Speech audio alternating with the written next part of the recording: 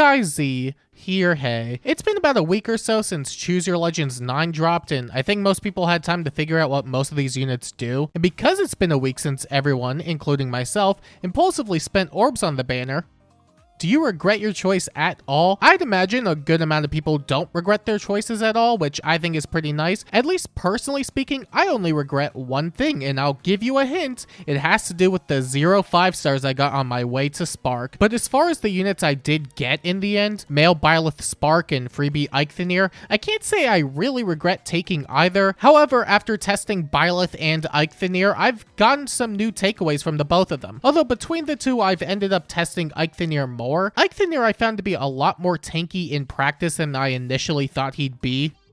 Well, except against Camilla, but some people have found a way to deal with her using Eikthyrnir, so all hope isn't lost there. Hopefully. He definitely does his job as a savior unit, and I should probably think about experimenting more with the magic save bonus, because outside of Duo Marth, I haven't really tested it on anybody else, but there are a lot of characters you could really try it out with. Nyx can actually enemy phase decently well with magic twin save because of Miracle, more stats, and reflect damage. The effect really seems built with her in mind, since her enemy phase condition only applies to magic and staff units, which magic save does cover. Bruno also got released recently, and it's more or less the same deal, except he trades out the tanking for vantage sweeping, which isn't even that bad. Honestly, this could be a whole video of its own because there are a lot of cool options available for magic twin save candidates. Let me know if you want that. But with that in mind, I really did not think about his longevity at all, because while I think his tanking is great and there are a good amount of things that can be done with magic twin save, it's evident that his save gimmick isn't going to be useful once he falls off as a tank. And with how the game is, it's really hard to say how long it'll take before he's completely phased out. I'm not sure how much further they'll go with increasing the ceiling for nukes at the moment, seeing as Camilla is still undefeated in that regard, and I can't imagine they'll want to do something even more egregious anytime soon, but it is a worry that I do have nonetheless. Still, as it stands right now, he's been doing a really fantastic job, and I don't think I really regret claiming him to be my preferred Brave out of the 4. That said, when it comes to Brave Byleth, I think I both simultaneously underestimated and overestimated him in the last video, although that's with the flimsy excuse of not having tested him yet. But that's okay, because the developers didn't do that either, it seems. Yeah, so apparently Professor's guidance is glitched, but not in some cool or game-crashing way. The original skill gives out a special jump of 1 to a unit with the status after combat, but the glitch has it so it applies to allies with healing assists, dancers, so on and so forth, which is really the least impactful glitch they've probably ever had in the game, I'm gonna be real with you. But I'm only mentioning this because at the bottom of the announcement, they said, and I quote, "Please refrain from using this status effect in player versus player modes until the issue has been resolved." Honestly, they should say that for any unit they release with a PRF these days. This issue also isn't going to get resolved until the September update. And you know, I don't think they've ever asked something this direct before to the player base, and I can at least respect them asking nicely about it. I can also respectfully decline. They are crazy if they think the player base is going to stop using them for the next 2 to 3 weeks. I sparked this unit, I'm using them. They could go f themselves or give me my orbs back. Preferably both. This banner really messed me up. Besides, it's pretty harmless, right? They wouldn't ban anybody for using it, surely. I'm not gonna risk it, and I refuse to get banned by a 3 houses unit. I'm surprised they never asked something like this before, but maybe it's because the game is just slowing down more. Who knows, really? But yeah, as far as Byleth goes, I really wish his damage output was better. I thought he really needed a new C slot, but no, I think he needs an entire kit overhaul. He's been missing kills left and right for me, but I guess that's the trade-off for the extra range, excluding her and her and her and her. And now imagine male Byleth without his A slot on top of that. That's just not gonna fly. Although, for what it's worth, it's not like he hasn't contributed anything. His threat range is genuinely fantastic, even with his spacing condition arguably holding him back more than it should. I found by that metric alone that it can apply a lot of fantastic offensive and defensive pressure. If it's not reasonable to assume that you can move in safely, then the foe won't take the risk, especially since he can hit backlines really easily. This is also really strong on an 8th raid's defense setting, since it's really easy to pick off squishier units that attempt to hide in the back. Not to mention his support is generally useful for most teams. Extra stats, special jumps, penalty nullification, etc. Obviously, it would be better if his style worked on every turn, but it's not a deal breaker. But I can at least say he's been doing a lot more good than and bad. And despite these two being the only ones I've really had enough time to test out, I would say that my opinion on Byleth has increased for the most part. That said, these two are also so common, it's really ridiculous. Even outside of them being a lot of people's favorites, they're both so splashable that it makes the prospect of using either super enticing for many players. You'll definitely want to prepare some counters for them if possible, but a lot of that is also through the context of summoner duels, which means never mind, carry on with your day, who cares? And as you could already imagine, I don't have a copy of Sharena or Baldur to test out, but from what I've seen around, they're not too bad either. Baldur I expected to be a really strong nuke overall, and she's living up to that really well.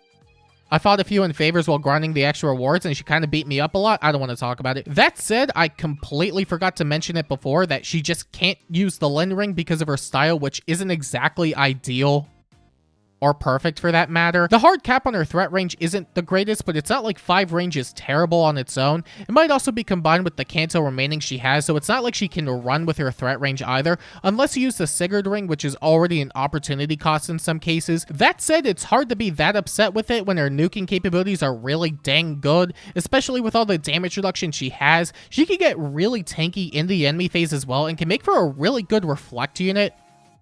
We will be dropping Distant Counter on Eikthyrnir, thank you very much. I'm not sure how much that'll save him, but it won't mess him up from ranged reflex nukes at the very least. People have already been doing that with Black Knight as well, since he acts as his own counter. But yeah, it's about what I expected from her nuking capability, since she has a crazy amount of tools at her disposal. Although, I'd probably have more to say on it if I actually had her, but from everything I've been seeing, she seems to be meeting people's expectations. And with Sharena, it's about what I expected out of her personally. She was easily the most straightforward of the batch, and from what I've seen of her over the past week or so, there hasn't really been any surprising aspect from her. She can allow her allies to get a bunch of kills before any defense team can fully act, which is really good with the safety fence change that Baldur and Hother brought in. And once those allies take care of the most threatening stuff, Sharena herself can take care of a foe or two on top of that, making for really easy offense clears. But as expected, without reflex, she's not going to be doing a crazy amount of damage by herself, but that's honestly fine. I don't think that's her job anyway. She's just mostly there to support allies and then clean up a bit after. Although as a reflect user, she's not too shabby herself since she has built-in Miracle, but Erica Ring and Brave in general is going to mess her up a lot. So the Gale Force support is what's going to keep her useful across offense teams, more so than her own combat capabilities. But she really is just stuck to that role, which definitely limits her usefulness, but better that than being spread too thin and being useful nowhere.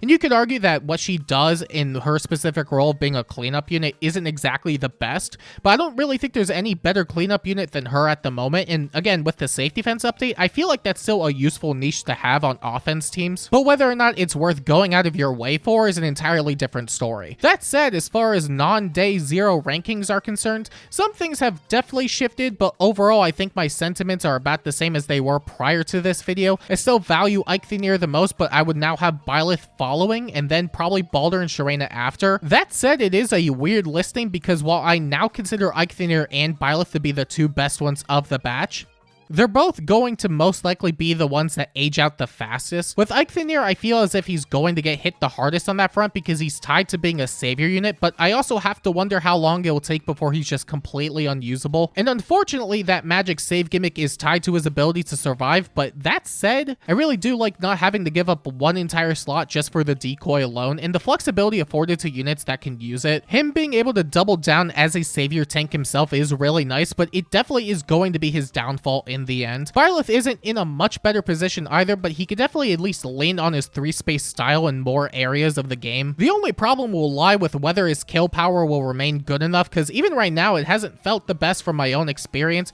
Might just be me. I'm sure others have had a better time with it, especially in something like Aether's defense, but having that kind of range only matters if you could actually do something with it. He could have twice the range he currently has, but that doesn't mean anything if the damage output can't back it up. It's not going to be that big of an issue right now, but it will crop up sooner or later, which is why I'm really concerned about it. But at least there are enough supports in the game that make the job easier if need be. Meanwhile, I think Sharena and Baldur will be the ones to stick around longer based on their own individual gimmicks, but it's really hard to say with how the game is. Although, funnily enough, despite Baldur being a lot more combative by design, she should be able to hold out longer compared to most other combat-oriented units, which is really rare for Faye. It really is that style that can at least let her go up against more types of units, which affords her more flexibility than most other nukes in the game currently. That combined with all the true damage reduction she has means she's not going to go down that easily. Her damage output will eventually show its age, and maybe the triangle adept status will end up being more harmful than good down the road, but I don't think that'll be the thing that phases her out more so than IS releasing more nukes with a way higher threat range than her. Being capped to 5 range and cancel remaining isn't awful, but when we get more units that can reach further that also contribute more on a team-wide basis, I think that's when she'll phase out most likely. And Sharena is definitely going to have the supportive niche for Eikthyrnir's offense that I can't imagine will get old anytime soon. Just being able to refresh allies and have a bunch of Gale Force capabilities should let her have a decent amount of staying power there. However, it also depends on how valuable that gimmick remains over time, but with Baldur and Hother most likely to remain as mainstays on Eikthyrnir's defense, it should stay valuable long enough. That said, her damage output was something I was already worried about, and it really seems to be her biggest flaw right now. Albeit it's not absolutely terrible, but she'll definitely be relying on her allies for the most important threats. And between the 4 of them, she'll most likely age the best since her gimmick can be passed to all sorts of offense teams, even if her usability outside of Eikthyrnir isn't fantastic. And who knows, maybe that niche of just being able to refresh allies will eventually not be worthwhile in the end anyway, but I don't know if that's going to happen anytime soon. But despite all of that, I still maintain that they can all contribute something meaningful somewhere, which is better than at least one of them failing really hard. Or 4 if you're Choose Your Legends 3. I genuinely do think this batch is one of, if not the best Choose Your Legends batches we've ever had because of that. Even without anyone being outright ridiculous like a Brave Felix or Erica or Chrom, they can at least do what they need to do. For now. Listen, with how power creep has been, you'd be lucky if any of them made it past this year. Most of Choose Your Legends 8 couldn't even make it past 2024. But as far as whether you'll regret any of your Choose Your Legends 9 choices, let's see how functional they are by December.